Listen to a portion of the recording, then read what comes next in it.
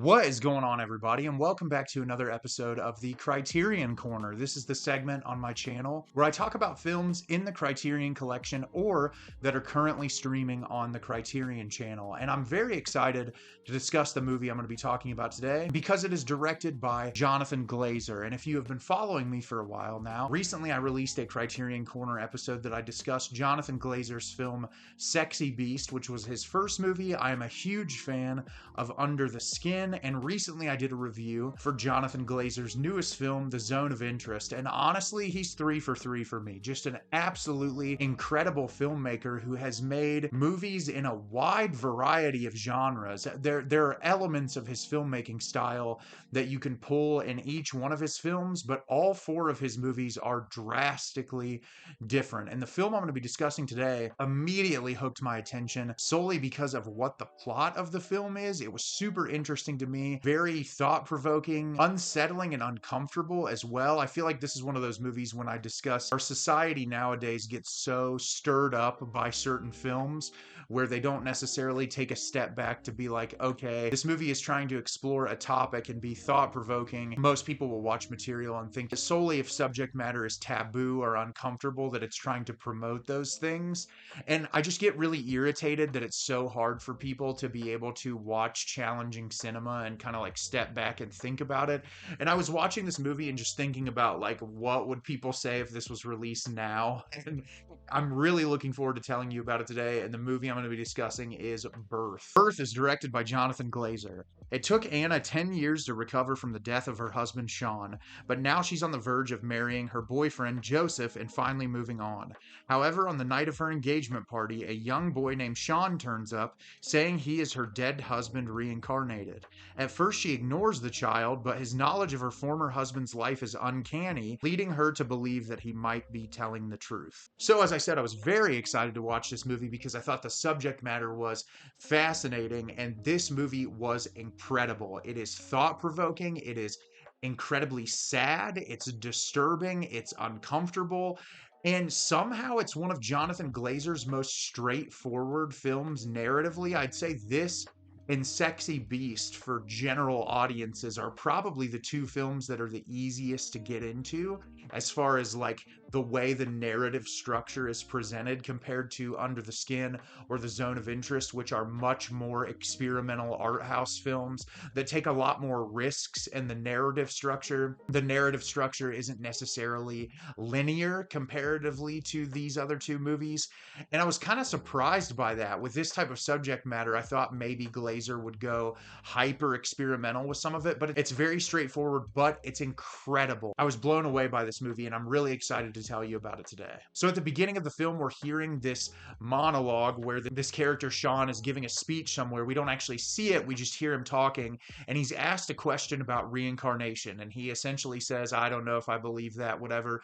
And we presumably see his character out jogging in the middle of the snow, and there's this huge long take sequence at the beginning of the film where he's jogging. He gets to this bridge and he goes underneath the bridge and he falls down on the ground and dies.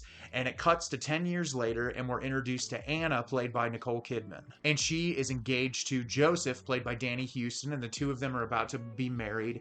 And she has spent 10 years overcoming the death of her husband. She has been completely and totally traumatized by it, and she's trying to move forward in her life and do something new. And they have a party one night in their apartment building, and this family shows up to the apartment, and there's a young kid there, and his name is Sean, and he comes into the apartment, and he looks at Anna and says, I need to talk to you. And he takes her into another room, and he says, I'm Sean. And she says, excuse me?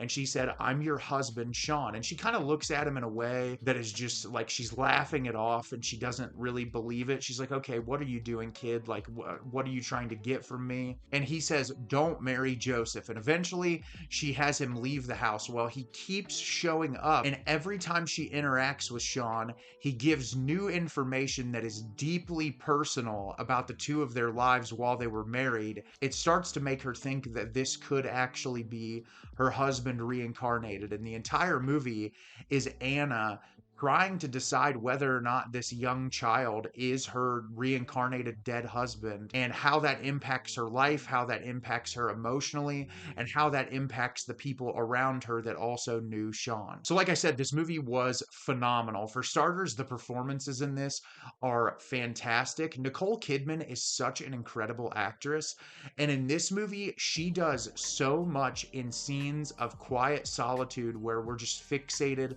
on her face reacting to the situation. The first scene where she really starts to think that the young boy could be her husband, her and Joseph go to some kind of play or performance together. We never really see the stage. And she's sitting in there next to him, and the camera holds on her for probably a good 5 or 6 minutes. And it's her sitting there after having an encounter with the young Sean. And you can just see it in her face that she's like, holy shit, this is my husband. Like, you can just see it in her face that she totally and 100% is starting to believe that it's real. And it's such an incredible scene thought up from Jonathan Glazer and the cinematographer to just focus on that.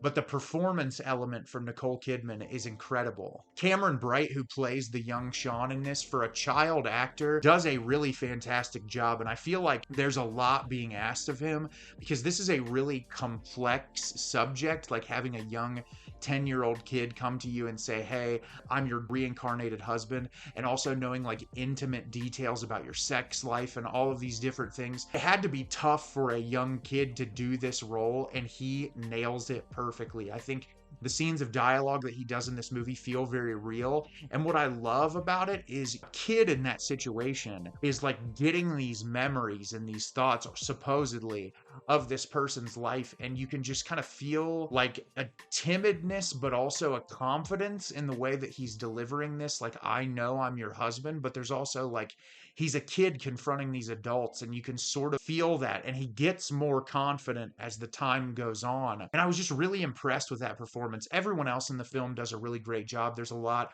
of heavy hitting actors in this movie that really do a phenomenal job. I loved the cinematography in this movie. It's very simplistic comparatively to Jonathan Glazer's other films. But like I said, that scene where they're at that performance together, and there's a multitude of scenes where the camera is just placed in the perfect spot so that the reaction of the actors really hits hard to you as a viewer. And like I said, this subject matter is incredibly complex, and you never necessarily get a definitive answer. There's hinting at certain things, but what I like about this movie is it just keeps you guessing.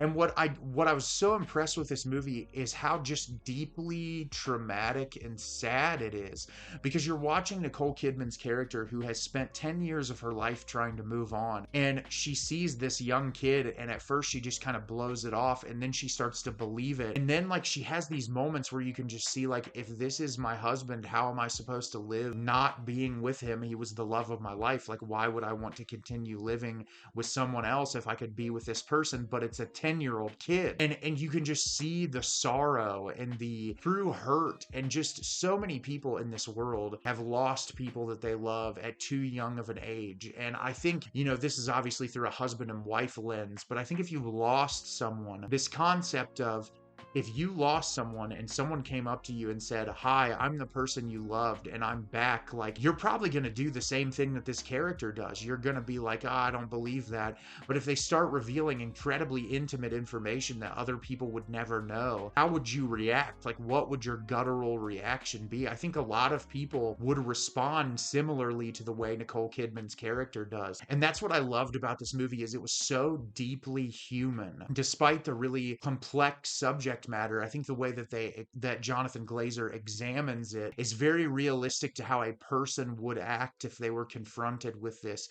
and all the wide array of emotions that come with that. And I was just completely stuck to the screen for the entire hour and 40-minute runtime of this movie. I was immersed in the performances and the subject matter, and the last scene of this movie is just haunting. Visually, like, it's very simplistic, but the implications of it, and seeing just Nicole Kidman's expression to the events that have occurred was just absolutely amazing. I don't have anything negative to say about this movie. I just thought it was remarkable. This is probably one of the easier of Jonathan Glazer's films to watch, not necessarily subject matter wise, but as far as like straightforward linear narrative. Most people could watch this movie and feel some kind of emotion compared to some of his more hyper experimental work. And I would highly recommend checking out this movie if you've never seen it. It is phenomenal. So have you seen Birth? Did you love it? Did you hate it? Leave me a comment down below and let me know what you thought. I thought this movie was phenomenal. I was hooked to the screen the entire runtime, and I'm already excited to watch it again. As always, if you can like the video and subscribe to the channel, helps me out a lot and lets me know the type of content you're looking for. I'm always putting out new material and look forward to getting more out for you in the near future. And as always, everyone, thank you so much for watching and have a great rest of your day.